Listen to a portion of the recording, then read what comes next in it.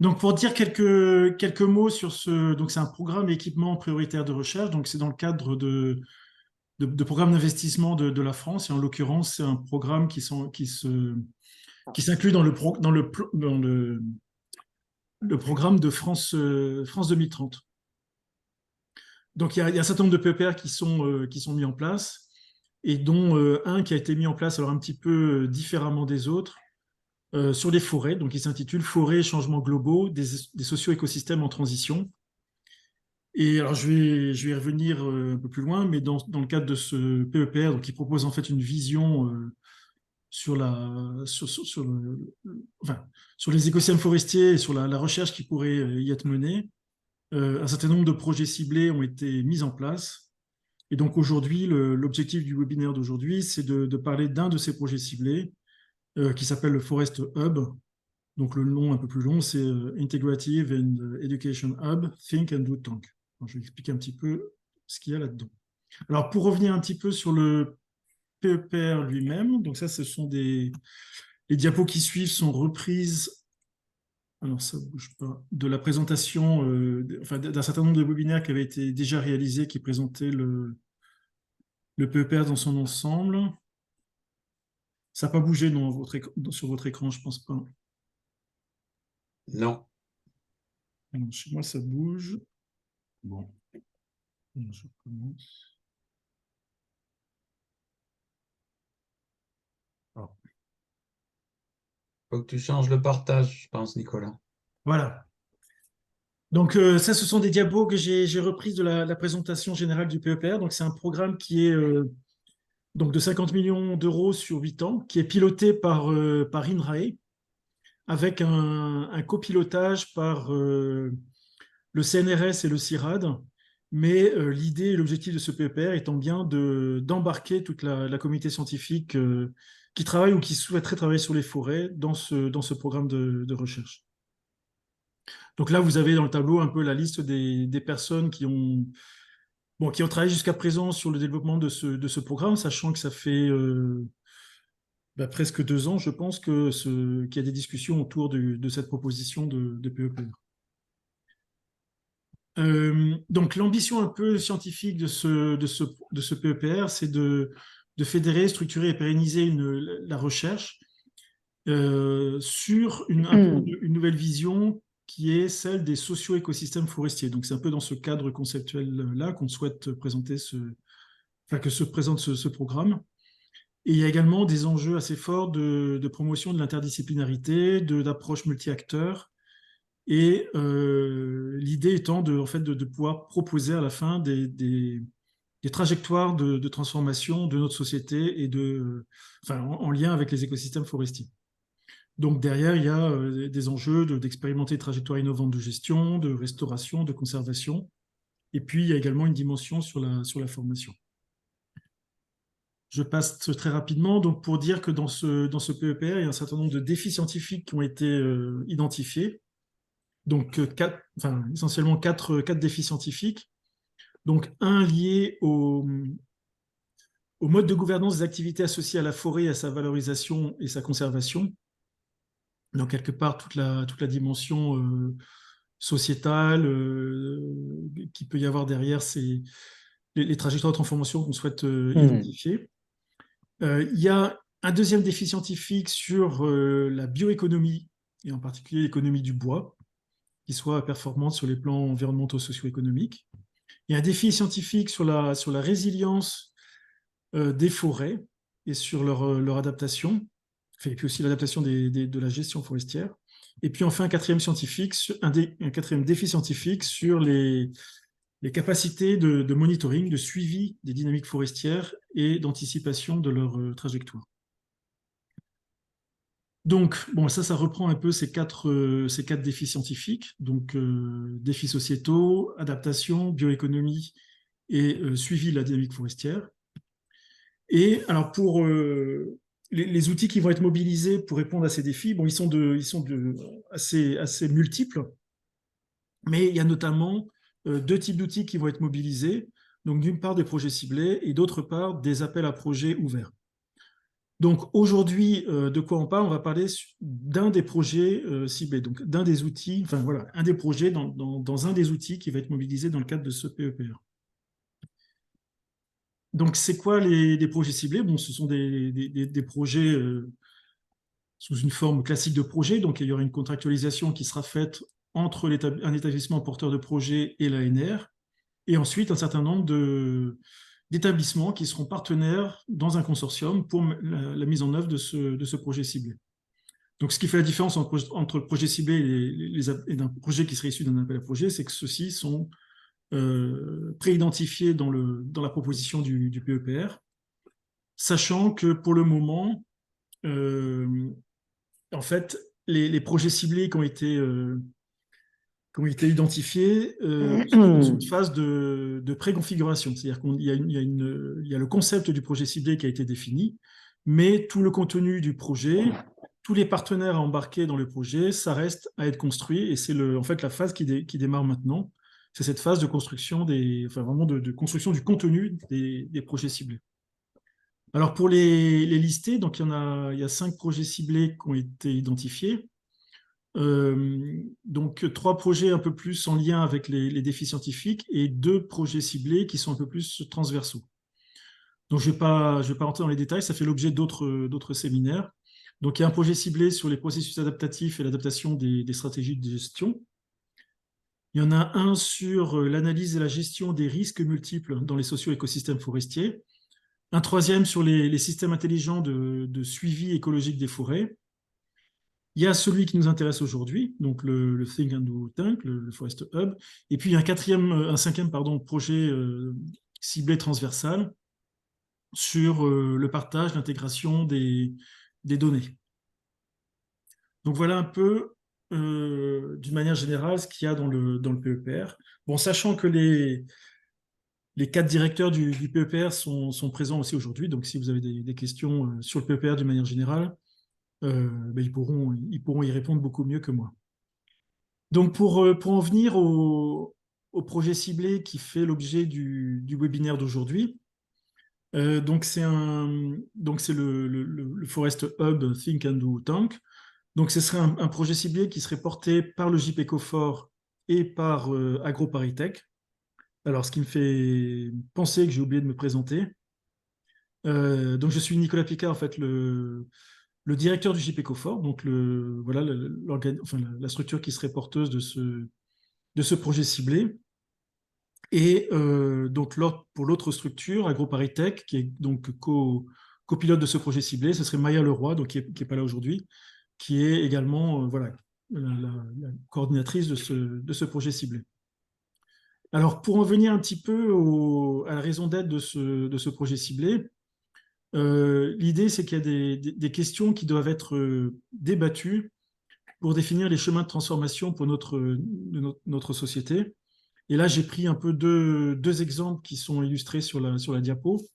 Donc, il y en a un, ça vient de l'exercice de prospective qui a été fait par l'ADEME, donc qui s'appelle Transition 2050, choisir maintenant, agir pour le climat, dans lequel il y a un certain nombre de questions qui sont posées, telles que la sobriété, jusqu'où faut-il aller, peut-on s'appuyer uniquement sur les puits naturels de carbone pour atteindre la neutralité?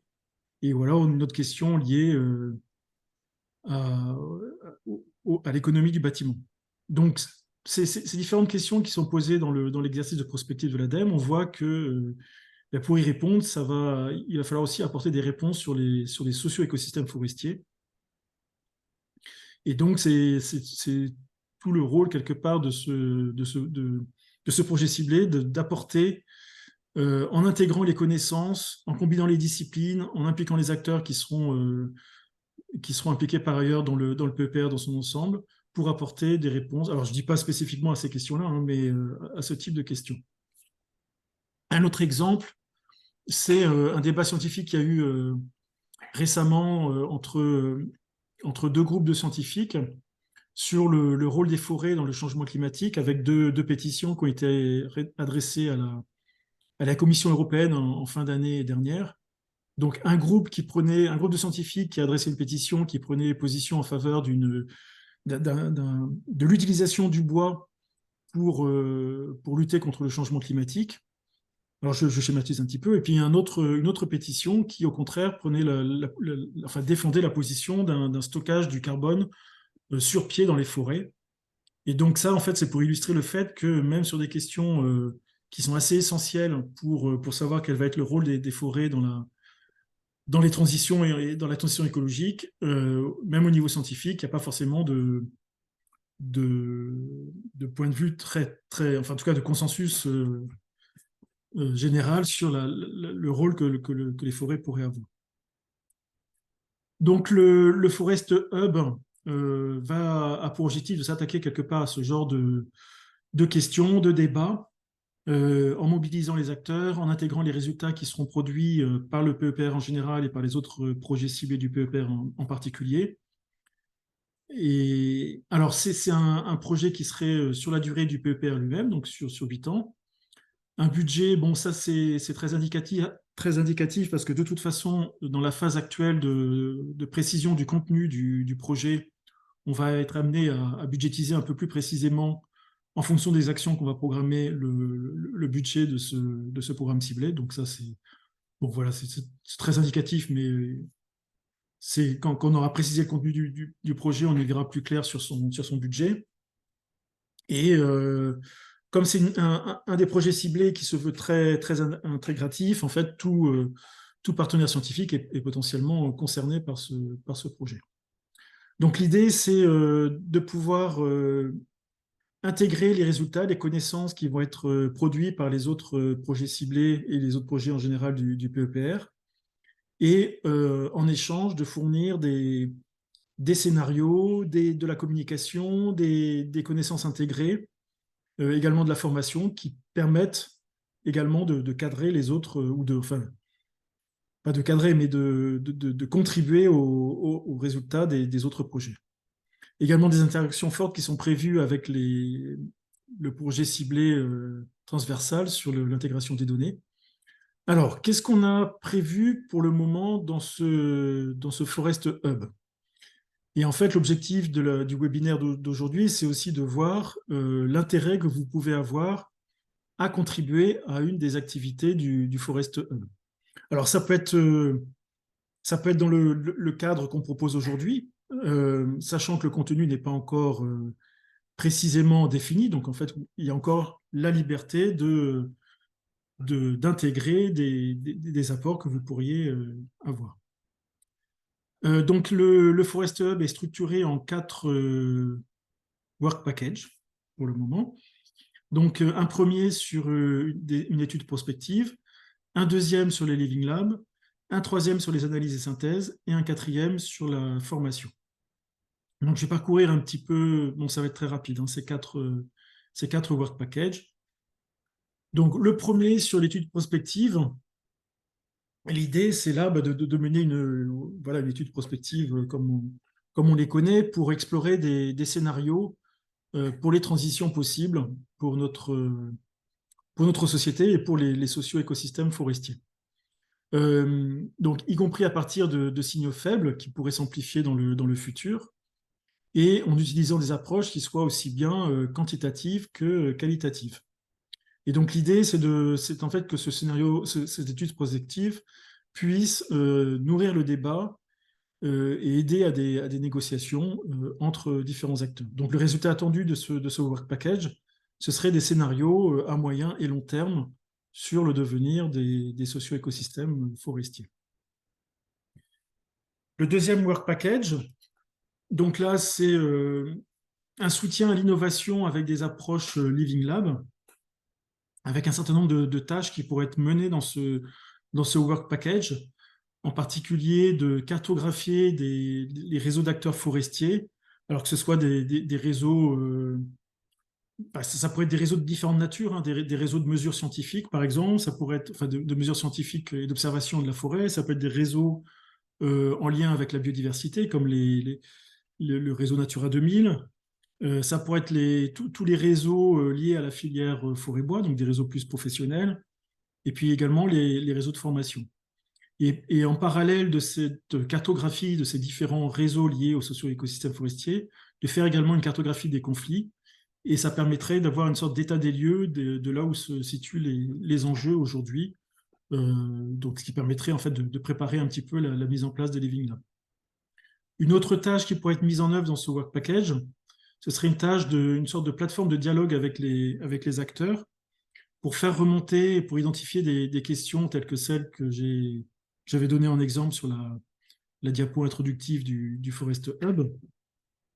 Donc d'identifier ces questions et ensuite de détricoter ces questions pour voir ce qui est scientifique, ce qui relève plutôt, je ne sais pas, des politiques publiques ou de la décision.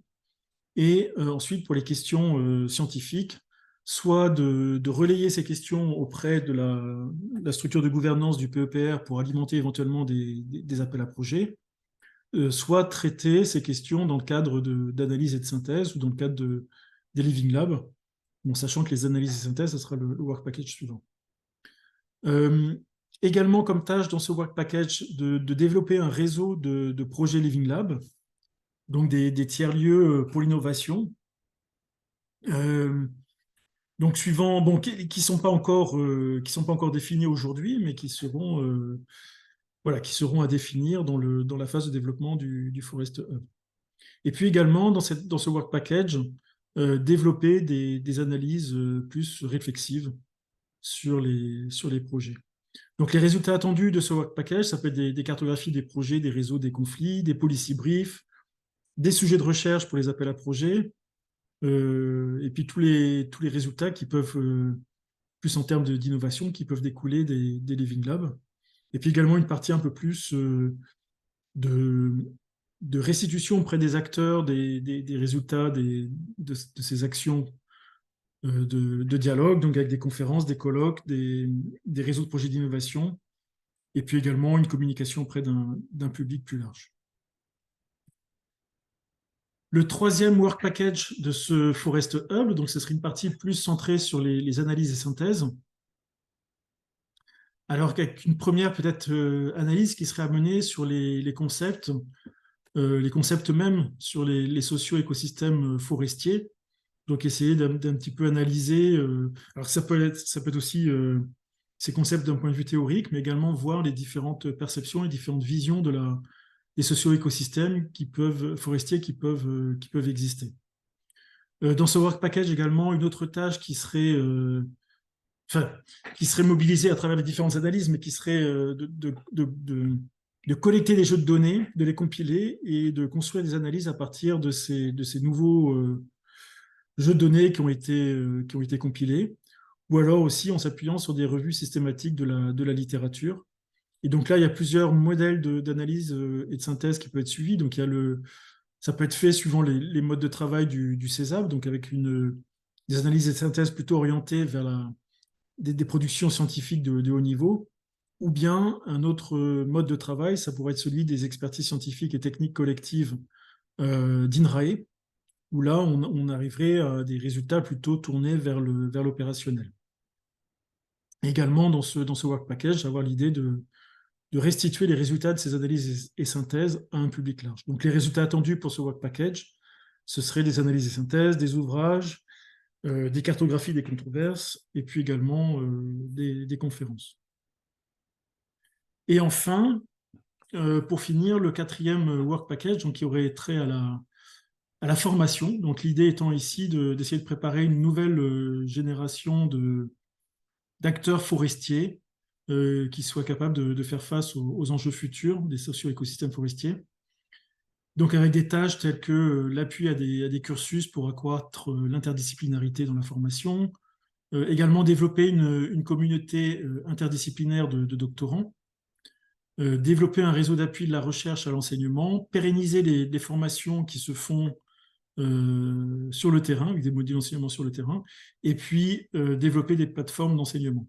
Donc là, les résultats attendus, ça pourrait être des choses telles que des doubles diplômes, des programmes Erasmus+, des échanges internationaux, la labellisation de thèses, ou bien encore des modules de formation dans les Living Labs.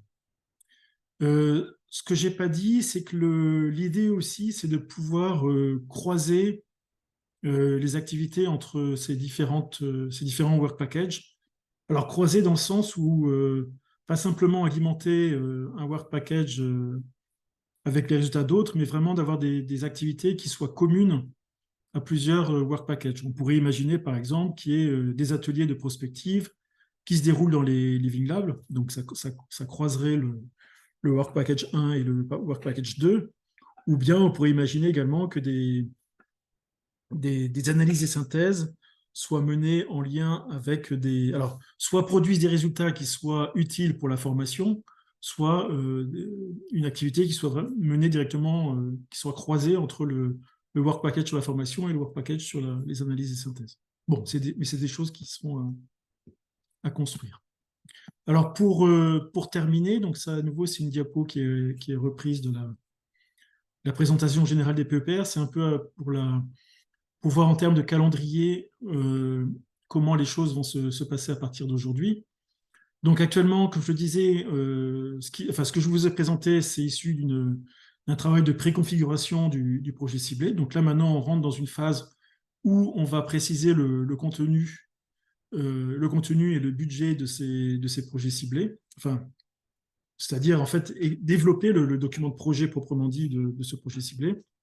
Donc ça, c'est une phase qui va durer jusqu'en... Enfin, il faudrait qu'on ait une première rédaction du document de projet à la fin juin et que le document de projet puisse être finalisé fin septembre. Ensuite, il y aura un temps de contractualisation avec l'ANR, et puis l'idée, ce serait que les projets ciblés puissent démarrer en début d'année prochaine. Donc voilà pour la présentation. L'idée, ce serait qu'on ait aujourd'hui une discussion. Alors déjà, s'il y a des questions, on va pouvoir en discuter. Et puis, comme je le disais, on est dans la phase maintenant où on va essayer de développer le contenu des PC, des projets ciblés. Donc, l'idée, c'est bien aussi, si vous êtes intéressé, de vous positionner sur les différentes activités, de faire des propositions et qu'on en discute.